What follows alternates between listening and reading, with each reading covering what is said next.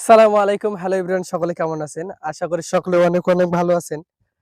তো আজকে আমি যাচ্ছি আমাদের সীমান্ত এলাকায়। তো আমাদের বাংলাদেশ ভারতের বর্ডারের মাঝখানে যে খালি জমিগুলো পড়ে থাকে, সেই জমিগুলোতে তারা কৃষিকাজ, ধান আবাদ করে। অনেক সময় সরিষা, গম এগুলোও দেয়।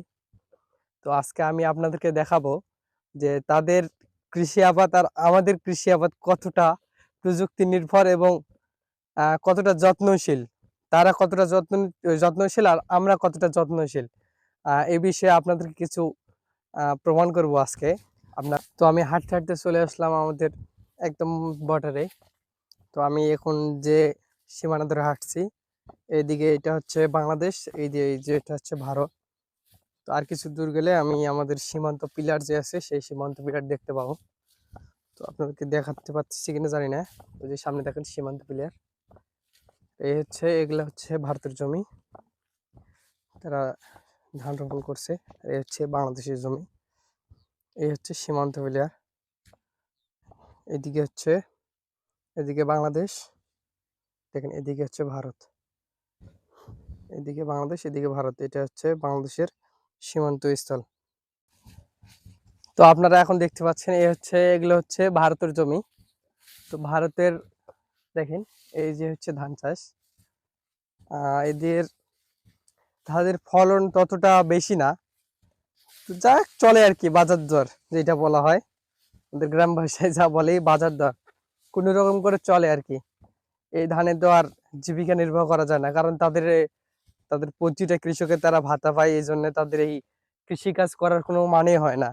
এই জন্য তারা এরকম করে মানে কোনো রকম আর কি জায়গাটা দখলের অবস্থায় যেরকম রাখা হয়, সেরকম তারা কৃষি আহ ধান রোপণ করে গেছে। এটা এই যে ধান হচ্ছে, তারা সেই ধান রোপণ করে যায় আর একদম কাটতে আসে। এর মাঝে কোনো সার দেওয়া, ওষুধ দেওয়া, তারা এগুলো কিছু বোঝে না।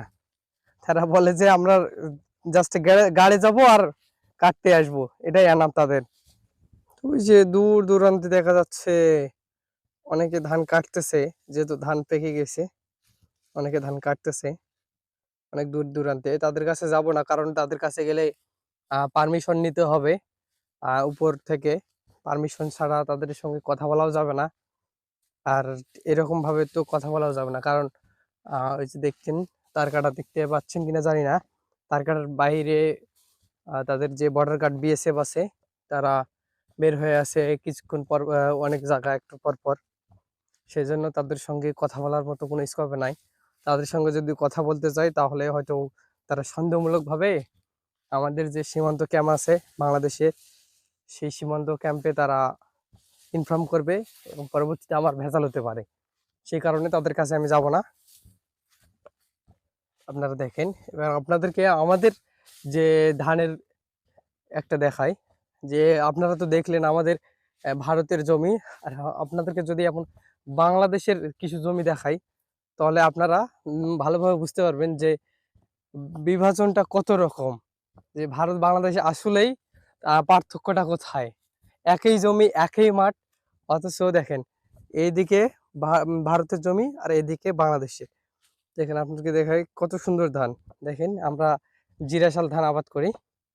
এই হচ্ছে জিরাশাল ধান, চারোদিকে কতগুলো দেখেন, কত সুন্দর ধানের কালারও সেই রকম। ধান হয়ে গেছে ভালো, আমরা আর কিছুদিন পর কাটবো। কিন্তু তাদের ধানের যে অবস্থা, তাদের ধান আজ থেকে আরো 15 দিন আগে কাটা শেষ হয়ে যেত, কিন্তু তারা এগুলোতে গাওয়াই লাগায় না, কারণ তাদের তো ওই যে আছে ভাতা, তারা ভাতা পায়, তাদের এটা তো তাদের জীবন জীবিকার জন্য না। এই কারণে তারা এগুলোকে মূল্যায়ন করে না, প্রায়োরিটি দেয় না। তাদের জাস্ট খালি দখলের জন্য তারা এদিকে আসে। তো এখন কি বুঝলেন বলেন, যে আমরা একই পৃথিবীতে বাস করি, অথচ কিছু বিভাজনের কারণে এক একটা দেশ এক এক রকম কালচার নিয়ে গঠিত। ওইদিকে একটা আইলের মধ্যে বিভাজন হয়ে গেছে যে এইটা ভারত, এইটা বাংলা।